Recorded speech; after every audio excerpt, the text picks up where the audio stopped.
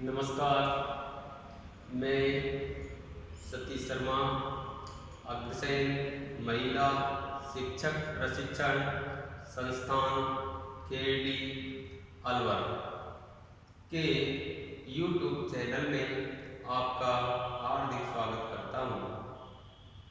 BEd द्विवर्षीय पाठ्यक्रम के अंतर्गत बीएड सेकेंड ईयर के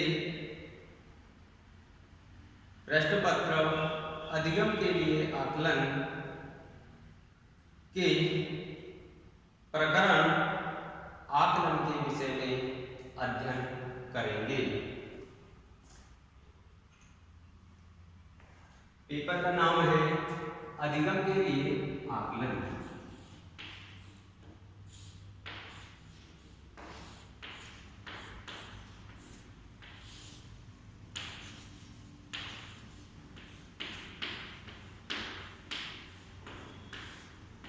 अधिगम के लिए आकलन।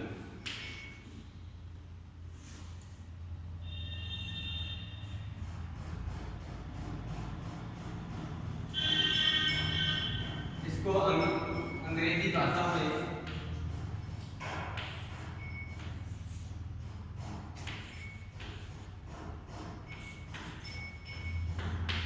असेसमेंट फॉर लर्निंग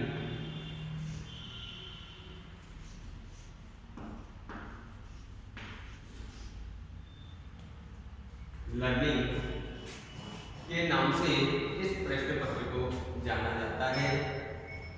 सबसे पहले अधिगम के बारे में कुछ बात करते हैं। वैसे तो बीएड प्रथम वर्ष में अधिगम के बारे में पढ़ चुके हैं, लेकिन फिर भी थोड़ी सी चर्चा करते हैं कि अधिगम का अर्थ सीखना होता है। सीखना होता है। सीखने की जो प्रक्रिया है वह जन्म से लेकर मृत्यु पर्यंत चलती है, और सीखने की जो क्रिया होती है वह मुख्य रूप से दो प्रकार से होती है। एक तो जन्मजात क्रिया होती है, जन्मजात। दूसरी जो क्रिया होती है वह अर्जित होती है। जन्मजात जो क्रियाएं होती है वो भूख, प्यास, रोना, हंसना आदि क्रियाएं होती है। अब अर्जित क्रिया में उठना, बैठना, खेलना, कूदना, दौड़ना आदि क्रियाएं अर्जित क्रिया के अंतर्गत आती है। अब बात करते हैं आकलन। आकलन क्या है? आकलन से तात्पर्य क्या है? तो सबसे पहले आकलन के बारे में अध्ययन करते हैं। आकलन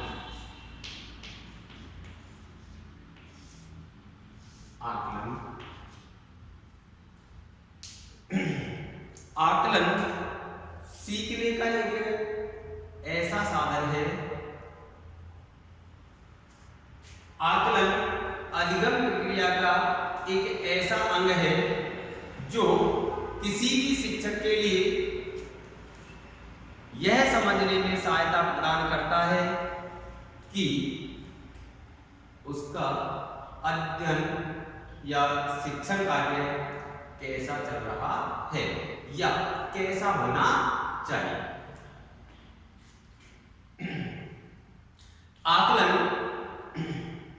आकलन के द्वारा यह जानने का प्रयास किया जाता है क्या कि विद्यार्थी ने क्या सीखा है। आकलन के द्वारा क्या प्रयास किया जाता है? तो आकलन के द्वारा यह जानने का प्रयास किया जाता है कि बालक क्या जानता है या क्या सीख रहा है। नंबर 2 बात है कि वह प्रक्रिया जिसके द्वारा बालक सीख रहा है। और नंबर 3 वह कौन सा तरीका है जिसके द्वारा बालक ग्रहण कर रहा है। अब कुछ विद्वानों ने इस आकलन की परिभाषाएं दी गई है। परिभाषाएं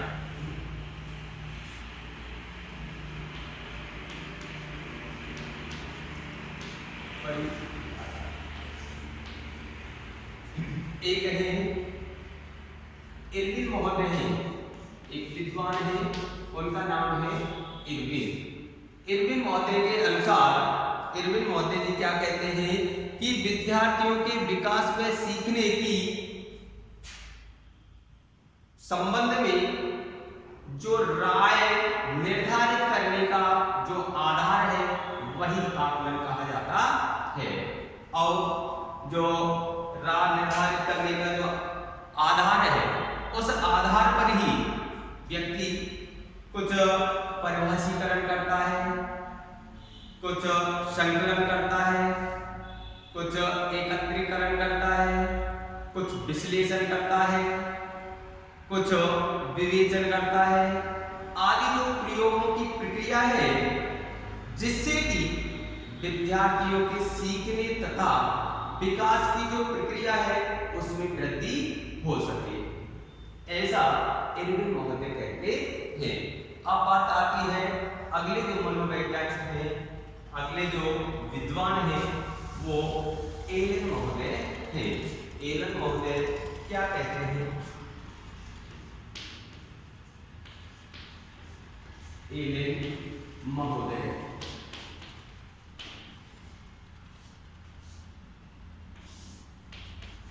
महोदय अपनी भाषा में परिभाषित करते हैं कि आकलन कार्यक्रमों को परिमार्जित करता है तथा विद्यार्थियों के अधिगम में सुधार लाने के लिए, जो विद्यार्थी कुछ सीखते हैं उसमें सुधार लाने के लिए विद्यार्थियों के अधिगम जन्य जो आंकड़े होते हैं उनको एकत्रित करता है, ऐसा एलन महोदय बताते हैं। अब आकलन के मुख्य रूप से कुछ चरण होते हैं। आकलन के मुख्य रूप से कुछ चरण होते हैं, जैसे चरण होते हैं चरण होते हैं और उनमें नंबर 1 की बात करते हैं कि अध्यापक निर्देश देने से पूर्व यह ज्ञात करना चाहिए कि विद्यार्थी क्या जानता है, कितना जानता है। नंबर 2 को बताता है कि जो अधिगम प्रक्रिया चल रही है जिसको दौरान कहते हैं, उस समय कि बालक क्या सीख रहा है वो जानना चाहिए। और नंबर 3 निर्देश देने के पश्चात आकलन के प्रमुख रूप से 2 उद्देश्य होते हैं, तो उन उद्देश्यों को वह पूर्ति कर पा रहा है या नहीं कर पा रहा है, तो क्या करना चाहिए उन उद्देश्यों में, क्या ज्ञान में परिवर्तन हो रहा है या नहीं हो रहा है। और यदि नंबर 1 है कि क्या ज्ञान में परिवर्तन हो रहा है, और दूसरी बात है क्या जो अपन क्रिया करवा रहे हैं या जो कोई कार्यक्रम कर रहे हैं तो उसकी पुनरावृत्ति आवश्यक है या नहीं। यदि बच्चा नहीं सीख पा रहा है तो उसी जो शिक्षण कार्य चल रहा है उसी को दोबारा से पढ़ाना चाहिए। अब बात आती है आकलन की प्रकृति। आकलन की प्रकृति कैसी है? आकलन की प्रकृति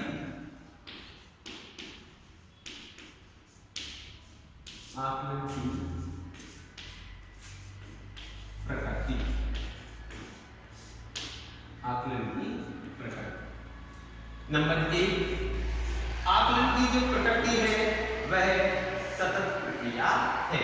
नंबर 1 सतत प्रक्रिया। नंबर 1 सतत प्रक्रिया।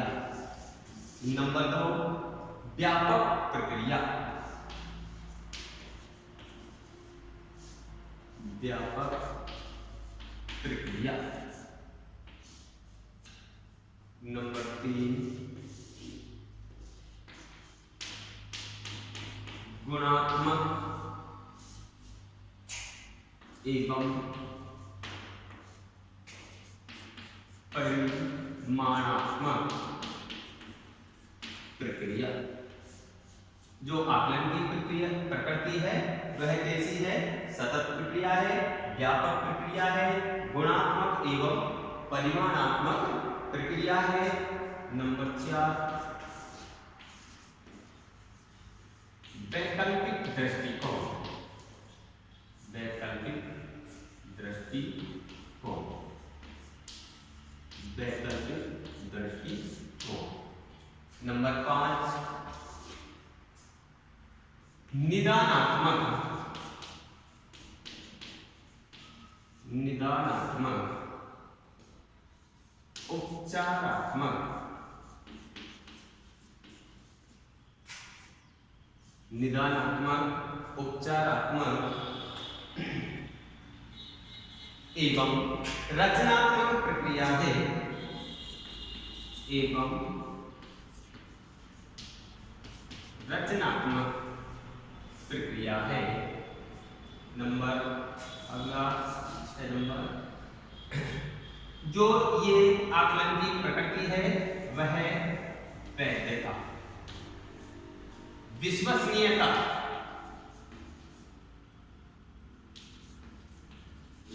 विश्वसनीयता तथा वस्तुनिष्ठ होती है। तथा वस्तुनिष्ठ होती है। अब इनके बारे में थोड़ी थोड़ी जानकारी प्राप्त करते हैं कि सतत प्रक्रिया से क्या तात्पर्य है। आकलन की प्रक्रिया अधिगम की तरह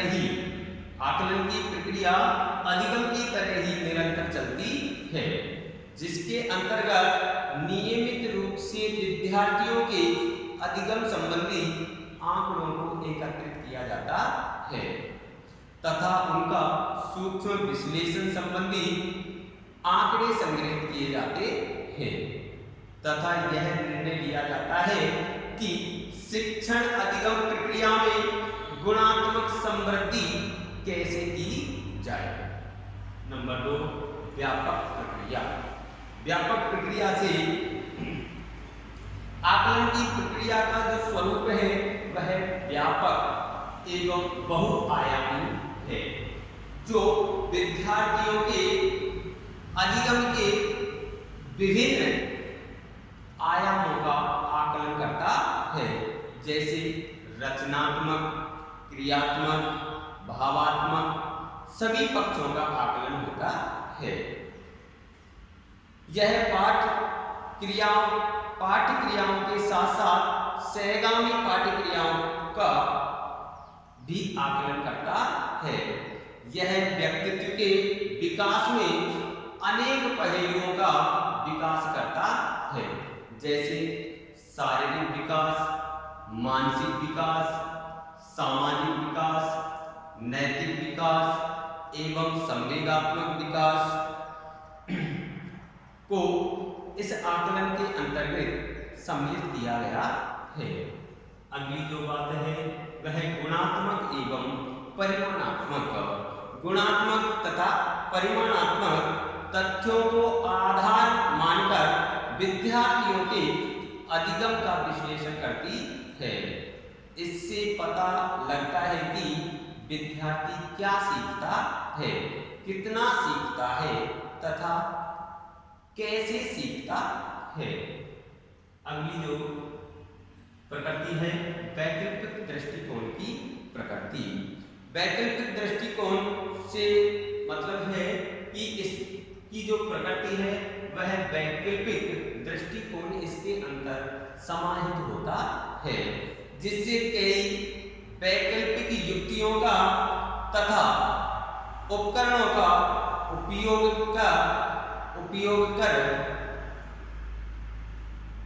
उपयोग कर उसके अवसर प्राप्त होते हैं। नंबर 5 निदानात्मक, उपचारात्मक एवं रचनात्मक।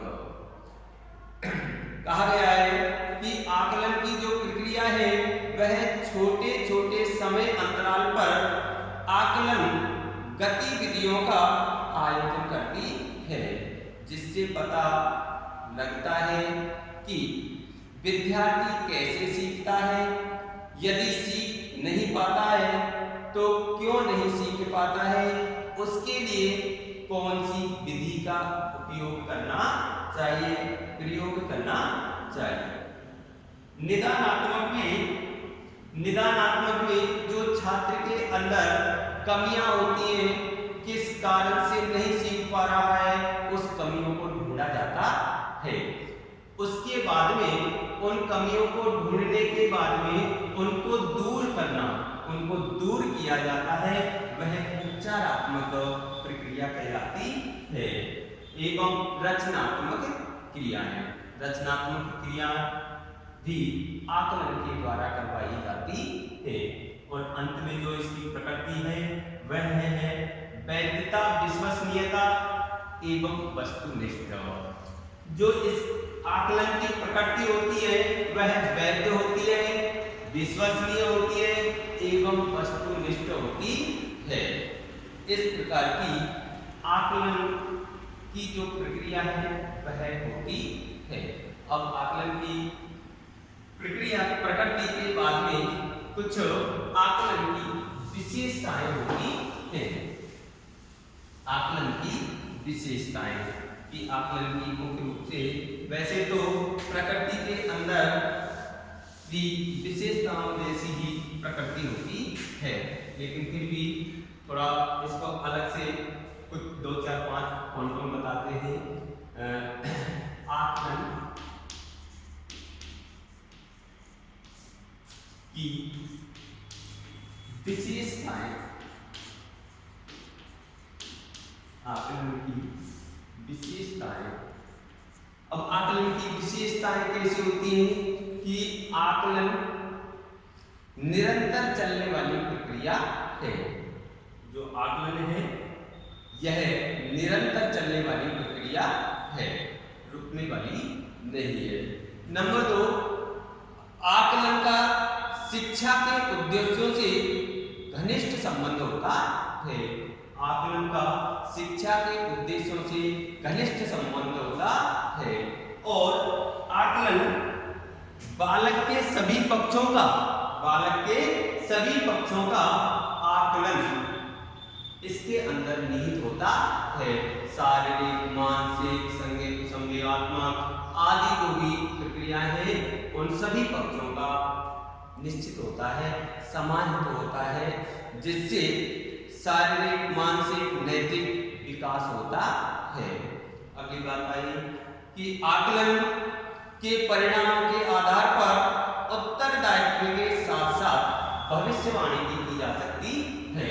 यह भी आकलन की विशेषता है कि छात्र के अंकों के आधार पर छात्र का टेस्ट लेकर के भविष्यवाणी की जा सकती है कि आगे चलकर यह छात्र क्या बनेगा, क्या बन सकता है, क्या, जैसे कह देते हैं कि यह इंजीनियर बनेगा आगे चल के, यह डॉक्टर बनेगा, यह एक अच्छा खिलाड़ी बनेगा, यह अच्छा पहलवान बनेगा। ऐसी उसकी क्रियाकलापों को देखकर आकलन के बारे में उस छात्र के भविष्यवाणी की जा सकती है। धन्यवाद। अगली कक्षा में इससे आगे जो भी टॉपिक होगा उसके बारे में अध्ययन कराएंगे। धन्यवाद।